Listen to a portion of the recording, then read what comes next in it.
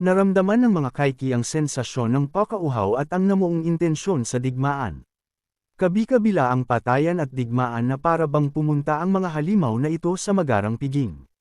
Habang nagaganap iyon, tahimik lang na nagmamasid si Bilsain bilang liquid Kaiki, isang di pansining halimaw na walang ibang kakayahan kundi tunawin ang mga armas ng tao.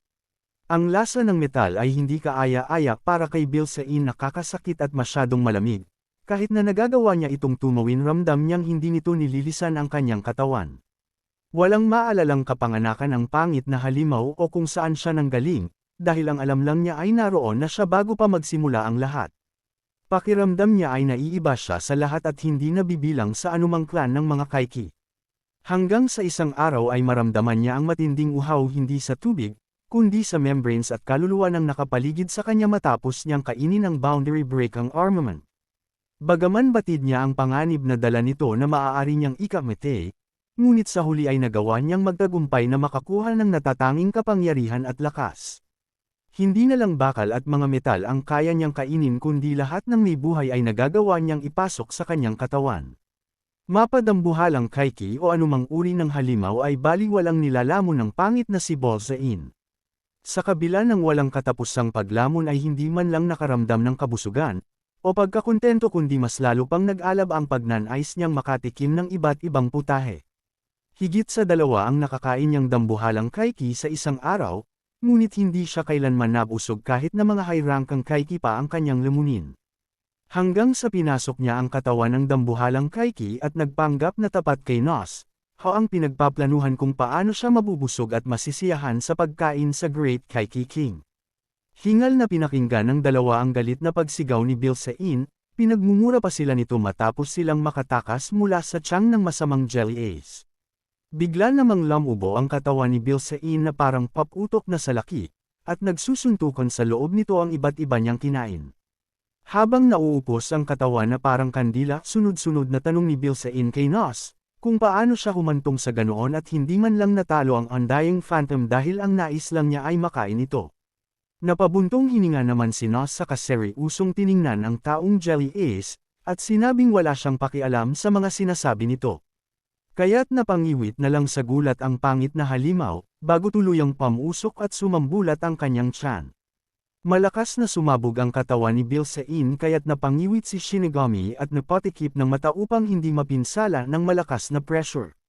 Matapos ang malakas na pagsabog, ang katawan ng pusit na gluttonous demon ay biglang naglaho, at biglang bumuhos ang ambon kaya't nakahinga ng maluwag ang dalawa. Sa kabila ng tagumpay, hindi maiwasang magdalawang isip ng dalawa kung tunay bang nanalo na sila. Ngunit iniiwasan ni Nos na magduda samantalang hindi pa din mapanatag ang kanyang pakiramdam. Malakas na sigaw naman ang pangalan ni Shinigami ang isinigaw ni Hakari, at bago bumagsak sinabi ng ating bida na ayos lang siya sa kainutos sa babae na unahing suriin si Captain Kuden. Diretsong bumagsak ang katawan ng ating bida sa sahig samantalang hindi mawala ang kakaibang pakiramdam, maging si Nos ay hindi rin magawang mapamatag at para bang may kakaiba sa mga nangyayari. Agad siyang inilagay ni Hakari sa kondongan nito habang patuloy sa pagbagsak ang malakas na ulan, ay siya namang pagbaba ng body temperature ng ating bida. Nakita pa ni Hakari kung gaano kadelikado ang sitwasyon ni Kuden at Satone, kaya't nais niyang agad na madala ang mga ito sa mothership.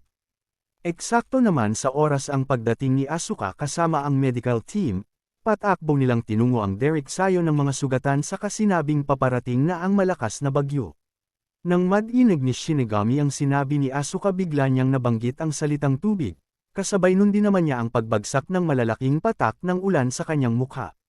Nang bigla na lang bumalik sa alaala niya na sa pamamagitan ng tubig at ulan unang nagpakita sa kanila ang pangit na gluttonous demon. Pareho silang napamulagat ni Nos nang mapagtanto ang nagbabantang panganib. Nahihirapan man ngunit pilit niyang pinaalalahanan ang lahat na wag iinuman ng tubig ulan. Ito rin ang parehong sigaw ng paalala ni Nos dahil ani ay itinago ng bastardong halimaw ang kanyang sarili sa ulan.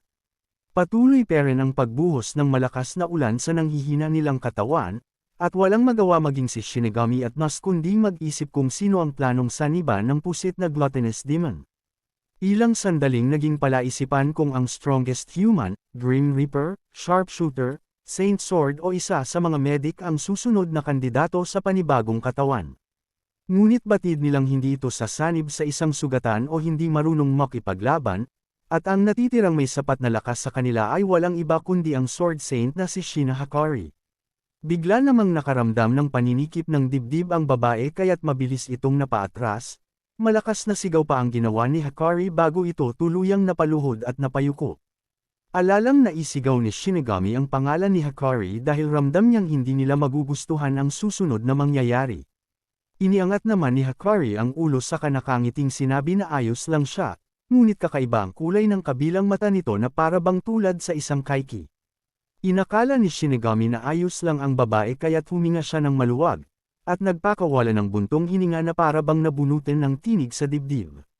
Ngunit ilang segundo lang biglang nag-iba ang boses at aura ng babae, saka sinabing sisiguraduhin niyang magagamit ang katawan na iyon sa maayos na paraan. Nanlaki ang mata ng ating bida at malakas na napamura, dahil sa pagkakataong iyon tuluyan ng sumanib ang bastardong si Bilsain sa katawan ni Hakari. Matutulis ang ngipin nito at may nakakakilabot na tingin at sinabi pang hindi niya inaasahang, magiging ganoon kadali ang pagsanib niya sa ibang katawan na unang beses pa lang niyang ginawa. Bagaman hindi komportable ang gluttonous demon sa katawan ng tao, ramdam niyang magiging maayos ang lahat dahil na din sa kakayahan ng may-ari ng katawan. Pinilit na bumangon ni Shinigami at akmang aabutin ang di-kaliwang si Hakari, na para bang ayaw niyang paniwalaan na tuluyan ng naaga ng masamang si Bilsain ang katawan nito. Mayabang na pilit pinaluhod ng bastardong si Bilsain ang ating bida, saka nagpakilalang siya ang gluttonous demon na siyang kasalukuyang hari ng mga kaiki. Nang makatayo si Shinigami saad niya kay Bilsain na umalis ito sa katawan ng Sword Saint, saka sinabing handa siyang ibigay ang sarili niyang katawan upang magamit nito kapalit ng katawan ni Hakari. Tumawa naman ang masamang gluttonous demon at sinabing magpapakasaya siya sa katawang iyon, saka lalamunan ng katawan nito at walang aitit-ire kahit pamunting piraso ng daliri, saka damilat sa sarili na para bang nababaliw at tumawa ng napakalakas. Hindi niya inasahan na lumalaban pa ang totoong may-ari ng katawan na si Hakari, at walang alinlangan itong sinaksak ng hawak na espada ang sariling leeg. Ganon na lang ang pagkagulat ng bastardong halimaw sa ginawa ni Hakari, lalo na nang doblehin pa nito ang saksak sa tagiliran na mas magpangiwit sa kanya. Alam ni Bilsain na mas gugustuhin pang mamatay ni Hakari kesa magawa niyang kontrolin ang katawan nito, ngunit sino man sa kanilang dalawa ay walang gustong sumuko sa laban ng dominasyon. Napagtanto ni Shinigami na patuloy paring lumalaban si Hakari, kaya't nagkaroon siya ng pag-asang manumbalik pa ito sa pamamagitan ng pagtawag sa kanyang pangalan. Malakas at walang tigil ang pagbanggit ni Shinigami sa pangalan ni Hakari sa pagbabaka sakaling makatulong ito, samantalang nakasalampak sa lupa ang babae at nag-iisip ng paraan ng gluttonous demon upang manalo. Sa kabila ng dagwang katawan nakangisi itong tumayo at hinugot ang mga nakabaong espada, saka sinabing hindi gagana ang ginagawa ni Shinigami at malakas siyang inatake ng espada. Tumalsik sa sahig ang sugatan nating bida at yumeko pa sa paligid ang tunog ng kanyang pagkakabagsak, dahil sa nangyari sa sandaling segundo ay nanembalik si Hakari at nag-aalalang tinawag ang pangalan ng ating bida. Napapangiwit naman ang bastardong gluttonous demon at pilit peren itong kinukontrol, alam niyang hindi na maganda ang nangyayari at kailangan niya ng oras upang tuluyang makontrol ang katawan. Sa oras ng kanyang pag-iisip bigla na lang tumagos sa kanyang katawan ng isang sibat at agad nabutas ang gitnang bahagi ng kanyang tiyan. Ang nagpakawala ng armas na ito ay walang iba kundi si Satone, hindi upang tuluyang patayin si Hakari kundi upang palayain ito. Galit na susugod pa sana ang bastardong si Bilsain nang sugurin niya ng dugong armas ni Nos at Shinigami, ang talam nito ang samugat sa kanyang buong katawan. Sa kabilang banda bagaman nanghihina ay pilit pinapagana ni Nos ang kapangyarihan, maging si Asuka ay hindi napigil ang tumulong na umatake sa pamamagitan ng pagbaril. Pinagitnaan siya ng lahat at buo ang determinasyon ng mga ito na tapusin ang nasimulang laban sa kabila ng panghihina. Napamura na lang si Bilsain nang maramdamang hindi naghihilom ang kanyang mga sugat, tanda na pinipigilan itong mangyari ni Hakari. Alam ng gluttonous demon na paparating na ang reinforcement ng kanyang mga kalaban, kaya't wala siyang planong magtagal pa sa lugar na iyon. Nang wala ng pagpipilian bigla niyang iniangat ang kamay at lumikha ng dambuhalang floating ghost orbit. Bigla naman siyang natigilan ng mapang insultong itanong ni Nos kung binabalak ba nitong tumakas. Nakangising sagot ni Bilsain na wala sa lugar si Nos upang magtanong, gayong siya man ay tumakas sa katawan nito matapos siyang lumunin. Sinabi naman ni Nos na makinig ng mabuti sa kanya ang siraulong si Bilsain, dahil kapag hindi sila nito napatay doon ay tanggapin na niya ang kanyang pagkatalo. Sandaling natigilan si Bilsain ngunit agad ding malawak na ngumisi, saka mabilis na pumasok sa ginawalang malaking bula at sinimulang palutangin ito upang tumakas. Tumatawag saad pa niya na kailanman ay hindi siya magagawang talunin.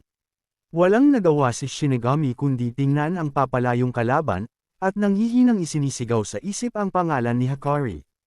Hanggang sa unti-unti itong mawala sa kanilang paningin habang walang humpay ang pagbuhos ng ulan. Malakas na bumagsak si Shinigami sa gitna ng ulan kasunod nun ang sigaw ni Asuka ng pangalan nito. Tanong ni Asuka kay Nos kung ayos lang ba si Shinigami at gaano katagal ito bago muling mabuhay.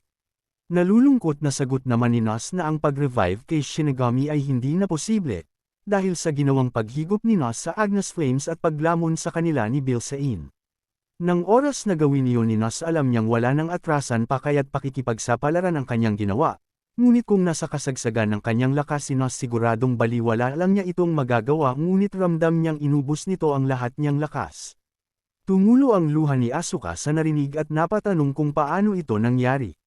Sinabi naman ni Nos na meron pang isang paraan upang mabuhi si Shinigami, ngunit maaaring ang kaligtasan naman ni Asuka ang maapektuhan. Desidido namang sinabi ni Asuka na gagawin niya ang kahit ano, mabuhay lang ang kababata niyang itinuturing niyang kapatid. Ikinagulat ni Asuka nang sabihin ni Nos na ang kailangan lang gawin ni Asuka ay ibigay ang dugo niya kay Shinigami. Para ma-revive ang isang Kaiki kailangan ng dugo ng isang tao, sa ganoong paraang parehong si Shinigami at Asuka ay magiging kapanalig ni Nos. Paliwanag pa ni Nos na habang silang tatlo ay mabubuhay sila sa kanyang kapangyarihan, ngunit kapag namatay si Nos at Shinigami mamamatay din si Asuka. Sinabi pa ni Nos na hindi niya kailangan ang pananaw ni Asuka tungkol sa pagliligtas sa tiyak na kamatayan, kundi nais niyang malaman ang pananaw nito sa buhay. Tanong pa niya kung handa ba si Asuka na gawin ito at maging katulad ni Shinigami sa hinaharap. Napanganga si Asuka at hindi agad nakasagot nang itanong pa ni Nos kung handa ba siyang kunin ni Shinigami ang buo niyang buhay. Nakakabinging katahimikan ang pumailan lang sa kanila habang matindi ang pag-iisip ni Asuka. Pagpikit niya ay bumalik sa kanyang alaala ng araw na nangako siya kay Shinigami na hindi niya ito pababayaan. Matapos mag-isip puno ng determinasyong tumayo si Asuka at sinabing handa siyang sumailalim sa proseso upang mailigtas ang ating bida. Mula sa isang kawalan na puno ng dugo ang paligid ay napunta si Shinigami at unti-unti siyang naturunaw pailalim dito. Nang sumil-aim na siya ay biglang dumating si Asuka at sinagip siya sa tuluyang paglubog. Nagising siya na pawisan sa isang kama at ang lumabas agad sa kanyang bibig ay pangalan ni Asuka. Kasalukuyan siyang nakahilata sa floating Mothership Medical Bay, at sa kanyang katabi ay may isa pang pahenti ang nakahilata. Natanong ni Shinigami kung bakit buhay pa siya at paano iyon nangyari. Napagtanto niya na dahil sa apoy na inabsorb ni Nos mula sa Flame Giant ay dapat hindi na siya nakasurvive pa. Pero paglingon niya sa kabilang higaan ay bumungad sa kanya ang nakahilatang si Asuka na may dalawang sungay sa noo. Nagtaka si Shinigami kung si Asuka ba talaga iyon. Bumalik sa kanyang alaala noong sinabi ni Nos kay Asuka na kung handa ba nitong iligtas si Shinigami. Sumangayon ang babae at ito nga ang nagligtas sa kanya sa kamatayan, pero ang kapalit ay ang pagiging Kaiki. Nang maitindihan ni Shinigami ang mga nangyari ay bigla siyang nagsisigaw kaya nataranta na ang doktor. Napangitngit siya ng ngipin dahil ibinalik ni Asuka ang kanyang buhay kahit na ang kapalit noon ay pagiging Kaiki nito. 3 araw ang nakalipas ay patuloy pa rin sa paglalakad ang floating mothership. Nagtambay ag-dalawa sa labas. Namangha ang babae sa bago niyang anyo at ang kanyang mga buto ay parang nabanat. Dagdag pa na nakakaramdam siya ng kaginhawahan. Tanong pa niya kay Nos na kung bakit siya ay may sungay, samantalang si Shinigami ay wala. Paliwanag ni Nos na special case ang kay Shinigami dahil nakipagsanib ito sa kanya na isang hari. Kaya mas minabutang may mga sungay ang mga Kaiki ay para makatanggap ang mga ito ng utos. Pati ang mga royal na Kaiki ay may mga sungay din. Sagot ni Asuka na kaya pala, pero kahit na walang sungay ay alam pa rin niya kung anong iniisip ni Shinigami. Maya-maya ay biglang naging emosyonal ang ating bida at humingi siya ng tawad sa babae dahil kasalanan niya, at hindi naman ito kailangang maging kaiki. Salaysay niya na si Captain Kuden ay matindi ang pinsalang tinamo. Ang sugat ni Senior Kinney ay malala at hindi pa ito nagigising. Sa Guerrilla Squad ay may mga kasamahan siya na hindi na maaaring lumaban, pati na rin si Hakari. Ayon sa kanya na kung mas pinaghusay pa niya, disin sana ay ligtas ang lahat. Nasabi pa niya na bakit humantong sa ganun ang lahat samantalang may kapangyarihan siya ni Nos. Ginalitan siya ni Nos, at sigaw ni Asuka na hindi ganun iyon at wag nitong sisihin ang sarili nito. Dahil si Nos at ang ating bida ay parihong malakas, pero dadalawa lang ito, paano ng mga ito male iligtas ang lahat kung dadalawa lang ang mga ito? Paliwanag pa ni Asuka na ang containment zone ay nagtamo ng matinding pinsala. Pero may mga tao peril na humihinga. Gusto rin niyang iligtas ang mga iyon pero halos lahat ay hindi na pweseng iligtas. Sa mga panahon na iyon, kahit may kapangyarihan pa siya ng katulad ng kay Shinigami ay hindi pera niya male iligtas ang mga taong iyon, wala pa ring magbabago. Sinabi pa ni Asuka na may limitation kung hanggang saan lang ang kayang gawin ng tao. Kaya nga ibinibigay nila ang kanilang makakaya. Hindi lang si Shinigami ang lumalaban, pati ang lahat ay lumalaban din. Si Captain Kuden, Kinney, ang Guerrilla Squad, pati si Hakari. Saad pa ni Asuka na si Shinigami na din ang nagsabi noon na ang sisihin ang sarili dahil sa pagkamatay ng kasamahan sa digmaan, ay isang insulto para sa mga matatapang na kasamahan. Sinabi pa ni Asuka na lamabang parang bayani ang second lieutenant hanggang sa huli, kaya't isang insulto para dito ang sisihin ni Shinigami ang kanyang sarili sa pagkamatay nito. Gulat namang napatanong ang ating bida kung paano itong nalaman ni Asuka, gayong hindi naman siya nagkikwento dito. Sagot naman ni Asuka na marahil alaala ni Shinigami ang bigla niyang nakita sa isip. Gayunpaman matapang na sinabi ni Asuka na ang sabihin ni Shinigami siya ang may kasalanan sa lahat, ay isang napakalaking insulto sa buong Guerrilla Squad. Pilit niyang pinalalakas ang loob ng ating bida at sinabing siya si Shinigami, ang bayani ng sangkatauhan at nagsisilbing Grim Reaper ng mga kaiki. Napanganga na lang ang ating bida matapos itong madinag, dahil hindi niya ito inaasahan mula sa mahinhin na kababata. Sinabi pa ni Asuka na kailangan pang iligtas ni Shinigami si Hakari, at nagkasundo silang sabay nilang haharapin ang anumang sasabihin ng kanilang mga kasamahan. Mga ngatwiran pa sana si Shinigami ngunit agad sinabi ni Asuka na walang kasinungalingan sa kanyang mga sinabi, at mukhang nailabas niya ng isahan ng matagal na niyang gustong sabihin sa kamalawak na napangiti. Napayuko na lang ang ating bida at malungkot na humingi ng tawad, saka mabilis na tumayo at sinang-ayunan ang mga pahayag ni Asuka. Saad pa niya na wala siyang oras upang manghina dahil kailangan pa niyang iligtas si Hakari. Bigla namang nagsalita ng sabay-sabay ang iba pang miyembro ng Guerrilla Squad at sinabing tama ang sinabi ni Shinigami. Pinuri pa nila ang kahusayan nito na kanila ding sinundan, saka sinabing wala ng oras upang magsisi at simulan na nila ang pagtalo sa mga ito. Nakangiting saad pa ng mga ito na kailangan nila si Shinigami at handa na din ang mga armas na kailangan nila, ang tanging gagawin na lang ng ating bida ay mamili.ng nais niyang gamitin. Natutuwang napalingon si Shinigami at halos mapaiyak sa nang makita ang kanyang mga kasamahan. Sinabi pa ng isa na ramdam nila na naligasan ang buong squad ng kapangyarihan, sa pagkawala ni Captain Kuden, Hino at Hakari kaya't wala silang ibang aasahan kundi si Shinigami na gabayan sila sa pamamagitan ng Kuden style. Ayon pa sa kanya lahat sila ay may lakas at ugali ng kanilang Captain Kuden, saka seryusong tanong kung payag ba si Shinigami sa kanyang mungkahi. Malakas na sinang-ayunan ni Shinigami ang mga kasamahan at matapang na handang harapin ang bagong responsibilidad. Sa kabilang banda nakatayo naman ang babaeng general sa labas, at nasa isip na napakahuhusay ng mga kasamahan ni Captain Kuden. Lumipas ang maghapon sa West Central District Pandemonium Territory sa Containment Zone, sa isang tagong silid naruroon ang isang pangit na halimaw na nakasuot ng pangtaong kasuotan. Nakangiti ito nang malaman ang pagkawala ng Frost Giant na aniyay kahihiyan sa mga kaiki. Saad pa niya na oras na para sa paghahari ng totoong nakakatakot na humanoid, saka malakas na tumawa ang Clown Kaiki Lord Pandemonium.